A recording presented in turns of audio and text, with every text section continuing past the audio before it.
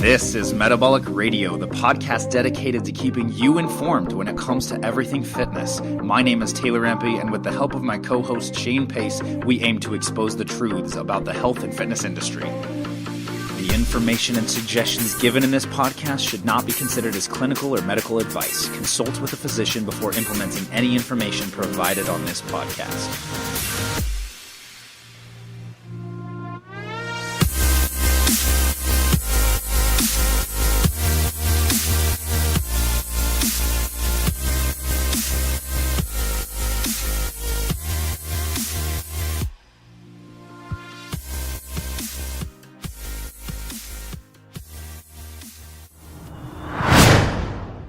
Shane. Yes. What time is it?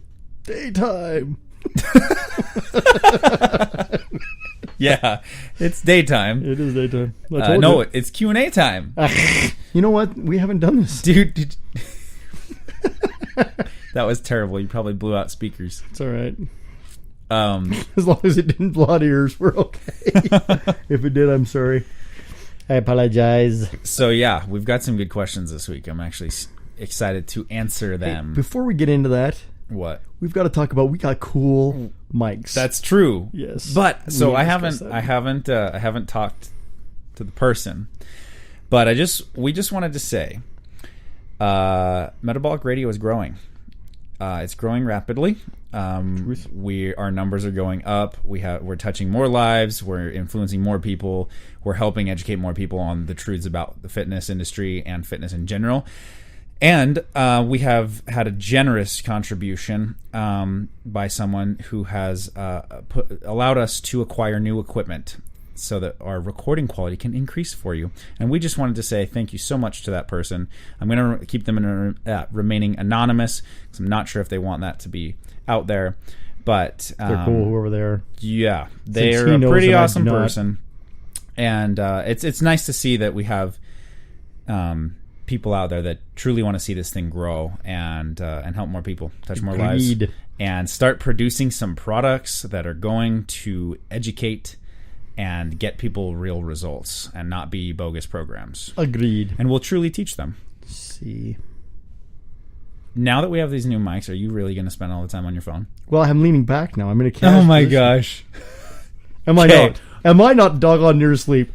Yes, you are. Right, so I am going to do the hard work. And I'm going to actually address these people's questions while you're probably on Facebook or something. I am not on Facebook. It's not fair. Okay. You're playing Pokemon Go. No, I would never play that crappy game. Oh, other than it gets people to move. We should probably talk about that briefly because I will say, Go. Hey, for 2 seconds, for real, for real, and for okay. true. You want to know what I've noticed? What? An increase in activity. Yes, it's actually like that's I wonder if it's like a health initiative or something. I'm telling you, that's the one thing that's cool about people it. Are like, I mean, that's now funny. Are they less? Are they interacting socially less? Maybe. Because their eyes are glued to their phone, but they're walking around and they're getting more their steps in, and they're being more active because they want to go catch these Pokemon. So it's an interesting outcome as a result of a video game that actually increases people's activity. I sent you a TED Talk on gaming that actually corresponds. Was it the one with the older gentleman? No. Because I haven't watched that yet. It's pulled up on a tab, but I haven't watched it. No, there's one it's a gal. She produces games. Oh, you sent me two? I think 2 or 3. Yeah. I may not have sent. If I did not send you this one, I should have. I haven't watched them yet. It's all right. I just realized we got in a conversation and we're actually recording. Now that we can actually look at each other, this is so much more conversational. Yeah, we are BSing. Sorry, people. We're testing this out for the first time, and we spent the last hour tuning all the sound. So and I've tweaked it even since then. So we're testing. Hopefully, it sounds good. Test. If you guys actually detect anything weird, we need to know. Shoot me an email. Let us know if there's any. If it's too loud or if there's sounds popping. Static, whatever. Just let us know. We'll fix it. For sure. So, now, to the real stuff. Okay. Q&A time. Our good friend Wes on the Facebook group, he's asking, he said, I sent him a little bit of information last night from when we recorded this. And he says, guys, any advice on how to loosen up your hip flexors? I'm always so tight, and it seems to make some workouts and it's especially hard for me to get deep in squats. So I sent them a little bit of information, but I wanted to, in case people haven't joined the group yet or didn't see that post, I wanted them to make sure that they got some information on this, because a lot of people, I know Wes works more kind of that corporate job from what I know, so he's probably spending a lot of time at a desk in a seated position. And but though he's very active and avid fitness person now. Wes, just shout out to you, man. Wes has lost over 100 pounds. I believe last we checked it was like 115. So that guy, he's awesome. But in terms of tight hip flexors, a lot of people suffer from this because of working seated or desk jobs or just more sedentary jobs these days. And so what that seated position causes you to do is when you're sitting, whether it's with even good posture or not, you're in this constant hip flexion position or hip flexed position to and then what will happen as a result of that is the hip flexors and iliopsoas muscles will become accustomed to that position. So they will naturally tighten up because you don't spend very much time in a hip extended position, which you would have when the glutes are fully contracted, hips are pushed forward, and your legs are extended and you're standing. So hi to my face. Yeah. Continue on. Sorry. So basically, what you want to do is you want to strengthen both the recruitment and the actual movement of the glutes, and you want to loosen, not only just recruit those glute muscles, but you want to loosen the iliopsoas and hip flexors. And the iliopsoas, as we've talked about, is actually attaches at the it's at the pelvis near the hip flexor area, and then it runs back through the body and attaches at the spine. And so tightness in that muscle group can cause your hips to come into a flexed position. So what you want to do is doing some stretches for that. Now, I did see another member who is a friend of mine named Matt, who posted a video of him demonstrating a hip opening exercise. However, it is still in a hip, which is champion to post. Yeah, which I'm not trying to say anything bad about it, because that's a great exercise, a great stretch to do for adductors and opening up the hips. But it was in a hip flexed position. So if you're saying specifically that your hip flexors are tight, then I would do more of, if you go into a lunge position, or basically one knee on the ground and one foot and your front foot. How do we describe this verbally? It's kind of hard. Basically, go into a lunge position and then drop your back knee to the floor. Yeah. Okay. Then grab the ankle from the foot that's in behind your back. Exactly. And then basically flexing your knee and contracting the hamstring, pulling your heel close to your butt, and then slightly send your weight forward and pushing your hips forward, which will really stretch the quad and the hip flexor and hit some of the iliopsoas as well. So that's the one that I really like. But the one that Matt posted is also a good video for opening up the hips and stretching the adductors, which are the upper inner thigh muscles. But for hip flexors specifically, I'd probably do that second one. Well, I feel really bad because I have not seen that. Yeah, Shane, I'm kind of leading it on this question because Shane didn't see that post. But what other issues do you see with what other issues do you see with hip flexion and anterior pelvic tilt, maybe, which can be caused by that, and other stretches or other suggestions? I am wondering how to describe the one I showed you today. As a matter of fact, since you brought this up before we came into this, but I don't know how to describe it. We may have to find a video on that. Yeah, it's the one Shane showed me a stretch just barely for opening up hip flexors because we were talking about this. That is just probably too dynamic and difficult. There's no way to describe it on without because it's a visual. Will you post that for him? I'll have to see if I can find one. If not, I'll have to do one. Let's do it. So yeah, we can do something on that. But yeah, basically, opening up those hip flexors, look for any stretch or position or exercise that's going to allow you to open up the hips by doing hip extension, and what goes along with that is strengthening and recruiting the glutes. So when we're not necessarily talking about stretches, but we're talking about activating the glutes and getting those to fire more, doing hip bridges, we've talked about doing, you can get the glutes to fire by doing single leg kickbacks.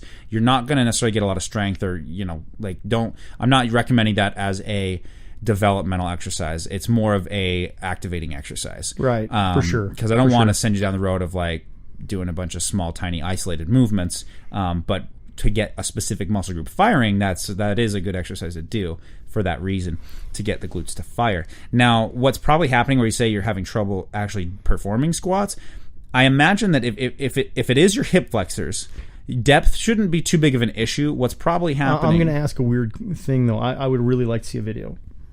That's a good point. He should post that on the forum so we can look at it. And for all of you listeners out there, if you guys want help, post videos of you doing your exercises, and we'll give you good critiques on your form. We'll teach you how to do it properly. We'll tell you exactly what's going on. If you, like, I just posted a couple videos of myself. One, I wanted to see my form, but two, I was also pushing myself to new limits, and going for some new PRs. And I was surprised actually to see that my form was maintained. I thought that I was going to have not as good a form on deadlift and a squat. Well, and I was actually on that squat, you were solid. Yeah, no, I was impressed. Like it was good. But that's why you do it. I had someone film me so that I could see how I actually was performing during a maximum weight lift. So Wes, take a video of have someone take a video of you performing certain exercises you feel you don't have good form on, and post them on the forum, and we'll check those out and give you some tips. If you're not a member of the forum yet, just go to Facebook and search for Metabolic Radio private forum. We'll add you if you request. And if you're a member, you have, I believe I've set it so that you have permission to add friends and family and coworkers. So if you know that there's a friend that's going to benefit from this, go ahead and add them yourself and invite them to the group, because we'd love to help everybody out as much as we can. Agreed, for sure. But my assumption is, if you've got tight hip flexors and you're saying that there's some issues with the squat, your depth shouldn't be impeded. What's probably going to be happening is that you're not going to be able to recruit the glutes to get the proper hip extension coming out of the squat. So I would imagine that when you're squatting, if you have tight hip flexors, you're probably leaning too far forward. But if you're finding that you're not getting deep enough in a squat, it might be related to something else. Well, that's the reason why I went. In fact, I don't even want to answer this question anymore. This is as far as we want to go. I really want to see a video. It's true, because all we can do is speculate. And the speculation is going to make it worse if it's wrong. Yeah.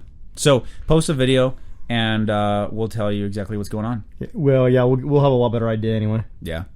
Okay. Next one, Abry Rose. Did I get it right? Abry. Dang it. Are you serious? Yeah. It's because that was the default that I went to the first time. It is. So you want to know what's funny about that? Abry?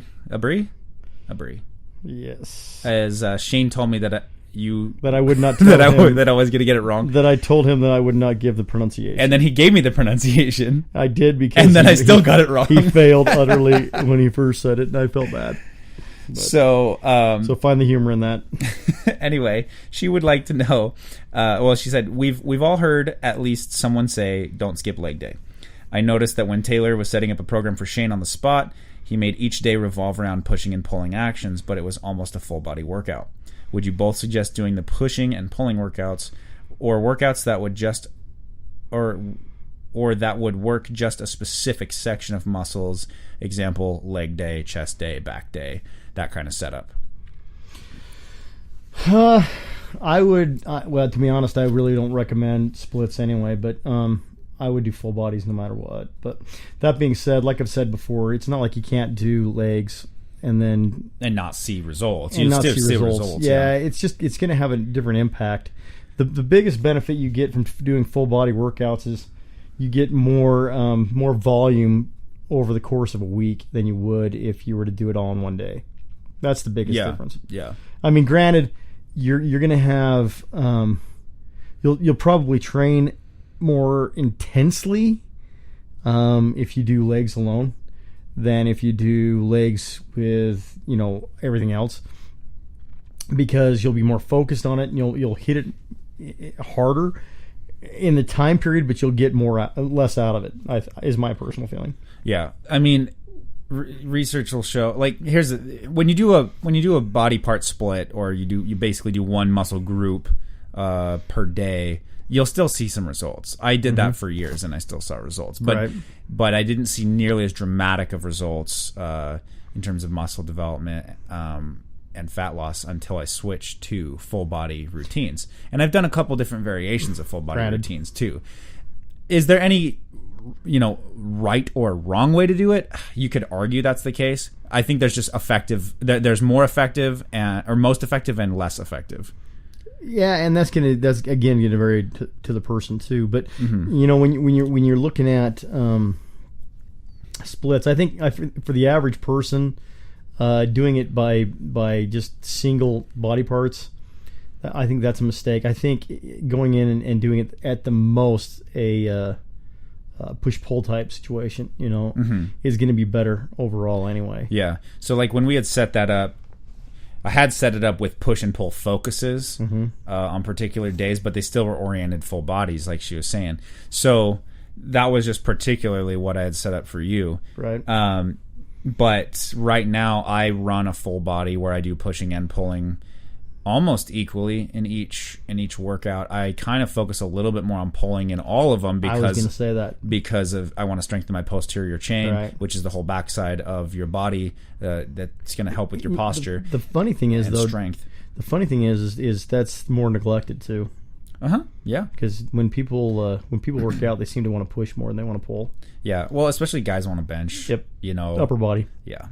Which I agree with that. Yeah. I mean, there's a lot of pulling that involves upper body that people haven't learned to appreciate fully yet. Yep. For sure. But so you can do a push day where all you do is focus on extension and abduction. Pressing weight away from your body essentially in various forms of upper and lower body movements, and then you can do a separate pull day focused on pulling towards you or adducting, bringing resistance towards your body in upper and lower options. Or you could some people do a push-pull legs, like on different days, Monday push, Wednesday pull, Friday legs. Or you can do a bro split, which is one probably muscle group per day, and do that. You only touch the muscle once a week. Or you can do the full bodies, we pretty much typically recommend working from largest to smallest in terms of the movement or the muscle group. Yeah, there's a few variations of working from largest to smallest, and it kind of depends on what your purpose is for using it. And there's also ways. But we always recommend full body. Yeah, there's always ways to tweak it so that you're doing very detailed, focused stuff, and then going into a bigger movement. But that's it, again, like we talked about before. Oh yeah, like priming exercises and stuff. Priming exercise, an example. Yeah, it's you use those usually as a. But you're not doing volume with that really. You're doing a lot of activation. You can do a little bit of volume. So you can do that. Yeah, the right amount of volume. Well, if you have a troubled area that you're struggling with, you can use certain things to tweak that. But yeah, that's a side note. That's for the average person. Especially playing with it to begin with, you got a while before you're even gonna have to worry about that kind of stuff. Yeah, but I mean, like I said, we recommend doing full bodies, just because you get a better metabolic response. You get to you can hit the muscle more frequently. So the most common thing that I hear with new clients who have typically been following a bro split or something like that, when I put them on a full body, is they don't feel like it's intense enough in particular in either the way it burns, or they feel like, wow, you only want me to do one lower body exercise, or you only there's just various questions and sometimes complaints about the amount intensity. Yeah, or I guess the perceived intensity. I would say perceived exertion. Yeah, that's the way, during the workout. And it's because a lot of what's out there right now focuses on such high intensity and workouts that just kill you, and if you didn't fall down your stairs the day after leg day, then you didn't get a good enough workout. Right.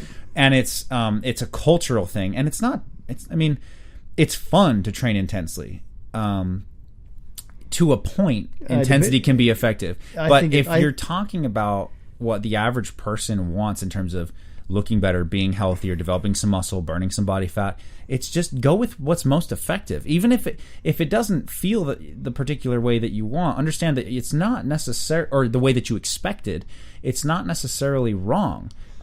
It's not everybody's used to this type of training. Agreed, but you also want to talk about one detail of this, which is just because you want to do the least amount of work for the most effect. because the more you go, it's not giving you a better benefit, and so your goal is to hit a very specific. Well, that's literally efficiency, right? You want to be most efficient and effective in how you're working out. And part of the thing of that too is that people don't realize. Like I'm working with a client that I've been working with for about a month, and they saw great results comparatively. So they built what's estimated, and you can only estimate with body fat testing and certain measurements. So these are approximate numbers, but we estimate they're approximately around 4 pounds of muscle gained, and they're down 1.5% body fat. That's pretty slick. Yeah. Now for their first month, and this is a male client, some people will be like, "Oh, that's not very much," like why aren't they seeing better results or something? Well, and they came to me and they said, I feel like the workouts aren't working. I feel like they're not intense enough. I feel like I'm not changing, and showed them, with what we've seen in their appetite and their eating patterns, and then these particular results. Right. I basically explained to them, look, your metabolism is shifting in a direction where you are in an anabolic state. You're building muscle, burning fat, and it's the first month that you've been introduced to this. Like, we're going to work for months and months, right. And you just compound that effect 6 months from now. You're going to be a different, you're going to feel and perform like a different person. And 6 months after that, you're going to feel and perform like a completely different person from that person. So, what you want to look for is those trends. But he's for the last few weeks been like, these don't feel intense enough. And I said, we're not going for intensity. We're going for the effect. Right. And I don't want you to develop a habit that is not sustainable. If you're going to the gym, 5-6 days a week doing a bro split and slaughtering your muscles every time, and you're so overly sore, one, you're inhibiting your recovery and adaptation. But I mean, how maintainable is that? Like, you got to be a little bit sadistic to like that on a weekly basis for the rest of your life. Well, that becomes an addiction too, because that's like you're chasing the intensity. You're not chasing. That's what I'm saying. You're not going after as much of a more effective or healthier goal, in my opinion. You become a junkie to it. Yeah. That makes sense. That's part of the problem. And so, again, and I always say this, I don't want to butcher people, but people that like to run are a key example of this, because usually they get addicted to running. Because it releases brain chemicals that make you feel better. Right. It's a drug. Right. It can be treated like one. Well, it's the equivalent of one. Yeah, so, it has an effect like that. Yep. So there's good and bad to it, but yeah. Anyway. Yeah. So, basically, we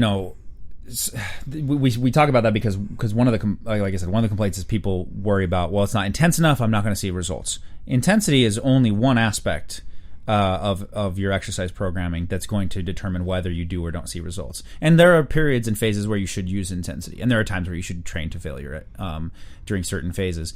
But it's not none of those things are as nearly as often as people think. Oh, I agree with that they should be put into a program. No, for sure on that. In fact, the reality is when you're going for a maximum exertion like that, because of the effect it has on the central nervous system, you don't want to do that until the end of a set run anyway. And a lot of guys will on the first set will do that, and then they'll push through it the entire time. I mean, I did that when I was a kid, but and had decent results from it. But I was a kid and I was kind of starting out, and that's what I did when I started. But again, the most appropriate way to do it is to use those kind of things towards the end of your routine, your workout set anyway, to get the best effect. Yeah. Because that you're going to get more effect that'll help you long term because of how it reacts to you. Well, and I'll just use a personal example. It's anecdotal, but when I switched to doing more full bodies is when I saw,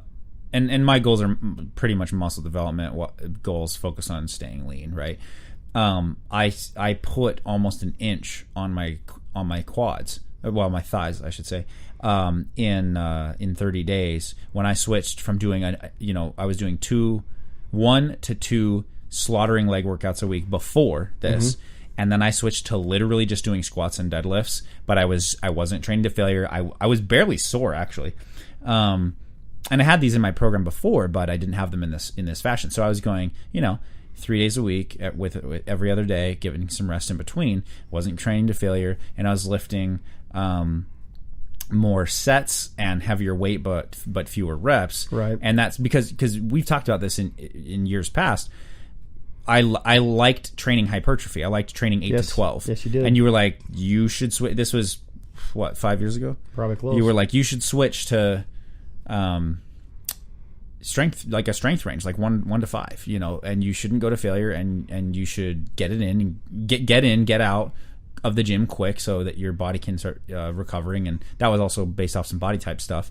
But it wasn't until I switched to that I saw an immediate change within a month. Putting on that much muscle in the leg area is pretty impressive, especially where I've been doing this for a little while.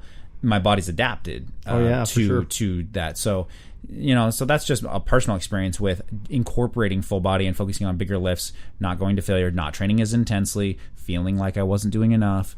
Right. But I allowed my body to develop. And that's the thing, is people are so focused on intensity that they end up overtraining, and it inhibits their muscle development or metabolic goals. And that can actually impact fat loss goals too. So don't train so intensely that you're inhibiting your progress. And she's fairly, it's not like she's new, but she's fairly new at this too. So she's going to be, Bree's going to be able to do a lot more. That's actually going to help body. her then. It'll help her a lot. Because if you were to go on a traditional muscle group or bro split where you're doing a chest day, back day, leg day, arm day, shoulder day, whatever, you would not be able to recover. Right. The amount of volume in that one session would be far too much. And frequency, there's plenty of research to show that frequency is way more important than intensity. I agree with that. If you frequently touch a muscle with the right level of intensity, and you're doing it multiple days per week, you could even do certain exercises on a daily basis if the intensity was right and the weight selection and the volume was correct. Right. And we'll be teaching a little bit of that in our upcoming program. Agreed. But so don't, if you're just kind of like you said, if she's starting out but like kind of not yet, she's more than just starting out. She's been doing it for a little while, but she's still fairly newer to it. Definitely full bodies, because she'll be able to work out more frequently. Yep. She'll be able to see better results. She won't feel as overwhelmed. She'll see results faster, like, just to be honest. No, for sure. So that's why we recommend full that, bodies. It's not that you can't do a push-pull leg day or a push-pull day or bro splits. It's just that full bodies are going to be most effective. Well, they give you more of a push spread out, and it gives you more of a time for your body to actually use it and to move you forward. So. And there's one question, though, and you might know more about this than I do because you've done more research on it. And I could be totally wrong, too. Didn't bro splits come around from the bodybuilding era absolutely. Because these guys they did a lot in the 70s. Yeah, these guys had so many anabolics coursing through their body that they could lift that heavy, that like the traditional Arnold split was a 2-a-day where he went in and he trained upper body, I think, in the morning, and then he went and ate and did all his stuff, whatever. Came back in the evening, trained legs, and he did that 5 or 6 days a week. Oh, yeah. Right? Yeah. So, like, you can't train on that level, on the level of volume he was training at, unless you're on anabolics and see a positive benefit. Because your body won't be able to do that. Yeah. It'll regress because it's not recouping correctly. But, yeah, you're right on that. Now, that's a matter of intense amounts of volume and frequency. Oh, for sure. If you go back before that. But that's not a bro split. If you go back before that, though, historically they did full body stuff.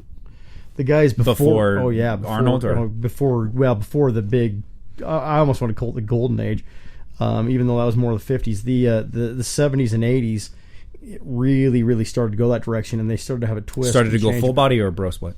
Bro splits. Okay, yeah, because that's what's popular now. Oh yeah, without question. Especially in populations that are using. Well, and part of the thing is as well is it's a timeline thing. So if you're going in there and you're hitting all these different things, a single muscle with different exercises,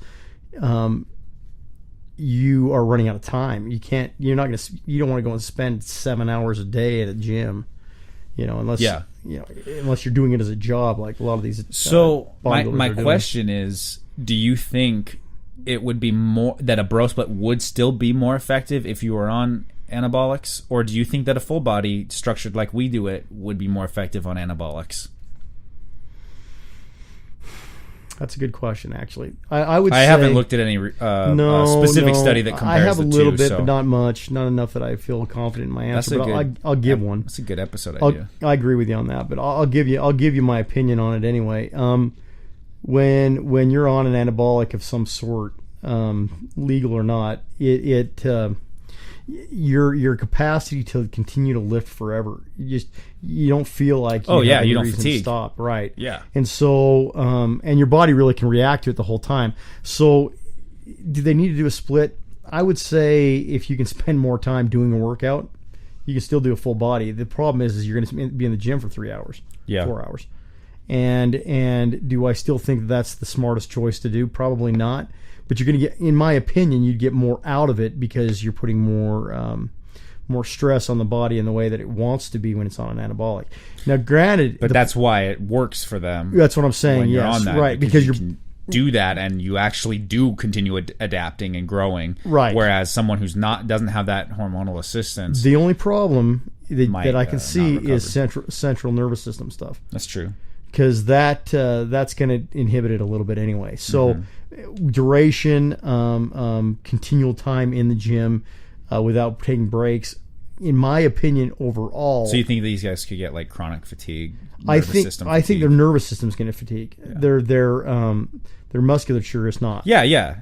I think it's good to differentiate the two. Well, there's a big difference. Well, they work. People don't think when you say, "Oh, I'm tired or I'm fatigued," or someone's feeling that way, they don't realize, "Hey, this could be a nervous system thing." For sure. They may just think that it could be muscularly related or something like that. Right. Which, like I said, if they're doing something, it's going to be a lot different effect.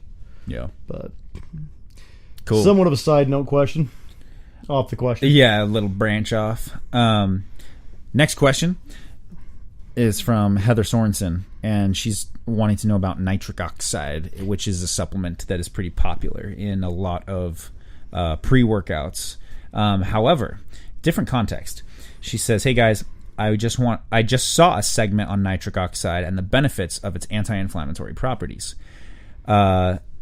It's a powder that's added to water and taken 2 times per day, at least, as this video or whatever it was that she saw recommends. Is this something I should be incorporating into my supplement routine?"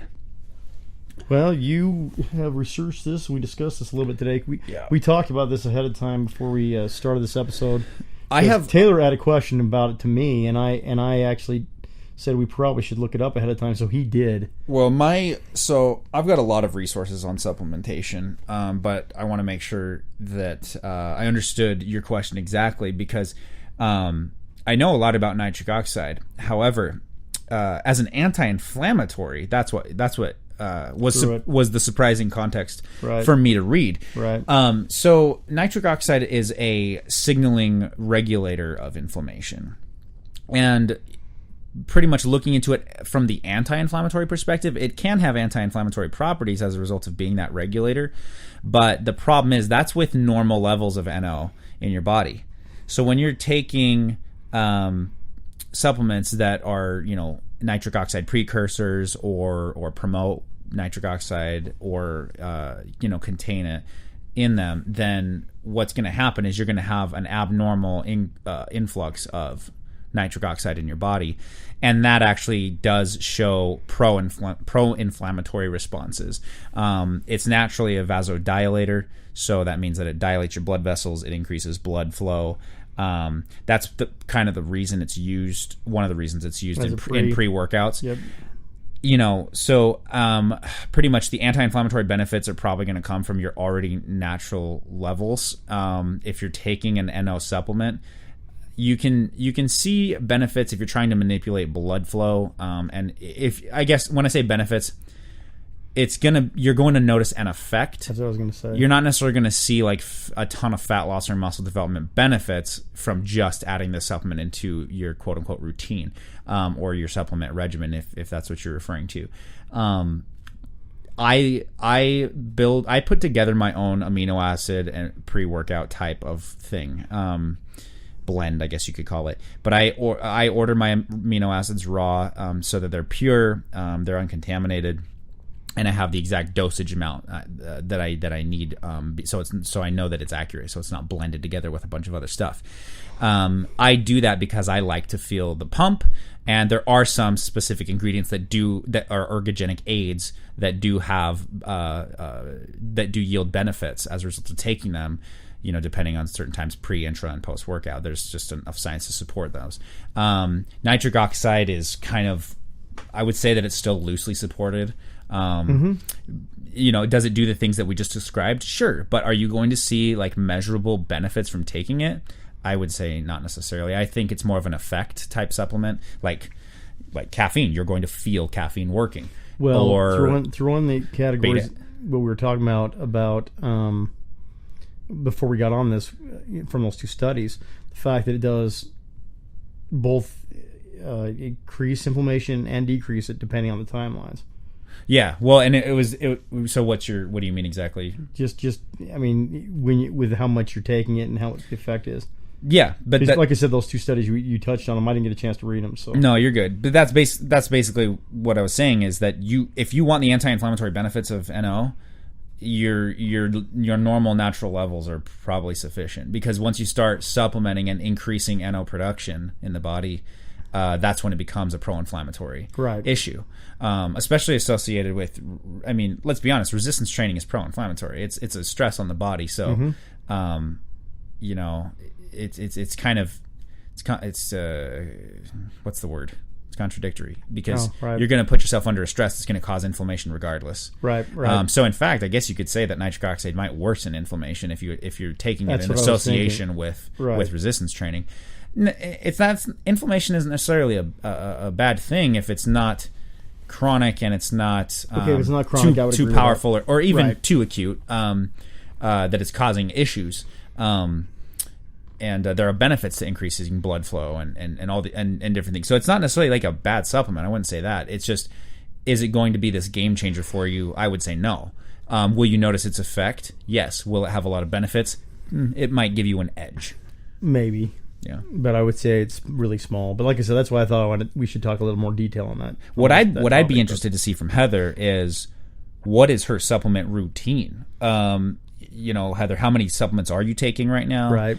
What are the reasons? What are you spending on supplementation, if you don't mind us asking? Because we'd like to point you in the right direction, because our philosophy is, what the science shows, really, it's not even just a philosophy, it's pretty much what's true, is you can meet the majority of your needs through proper diet and exercise, which takes some learning and education. However, there are proven supplements that are effective, that will yield a lot of benefits, but the supplement industry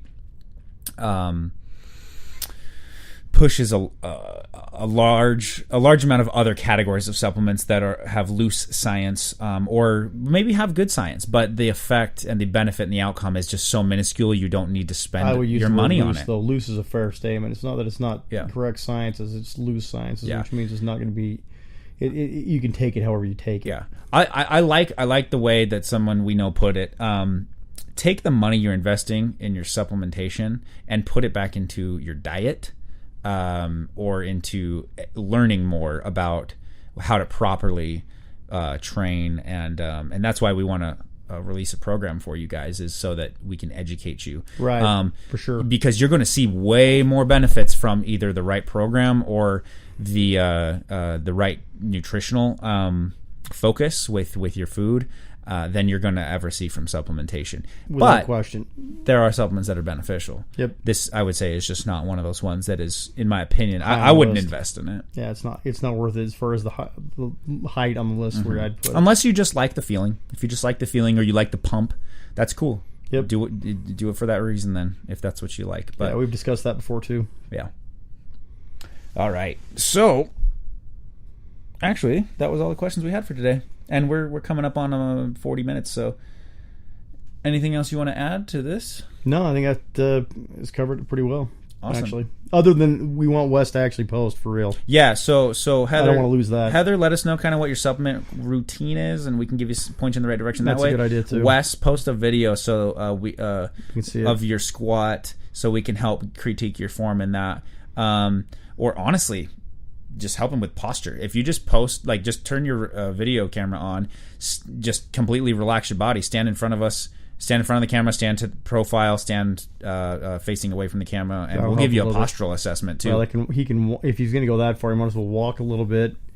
Walk, because you'll see restrictions in his walking, his stance, just as you said, in different angles. And then I still would want to see a squat. Mm-hmm. Yeah, for sure. So yeah, do those things for us, and we'll help you guys out. I think that's it. Okay. Until next time. Next. See ya.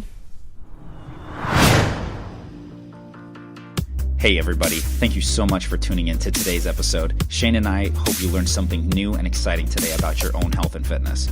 Head over to metabolicradio.com. There you'll find our bios and our results-driven programs that are designed to help teach you everything you need to know when it comes to getting real permanent results. You can also sign up for our newsletter to get free weekly updates. To chat with Shane or I, just email us at taylor@metabolicradio.com or shane@metabolicradio.com. We would love to hear from you. You can also join the conversation on Facebook. Just go to facebook.com and search for Metabolic Radio Private Forum. There you can request to join the group. We would love to add you to the conversation and answer your questions on the show. And hey, if you like our podcast, please help us grow our community by leaving us a 5-star rating and review on iTunes. We would really appreciate your help. Thanks again so much for all your support and your listenership. Now go out there and spread the good word of fitness.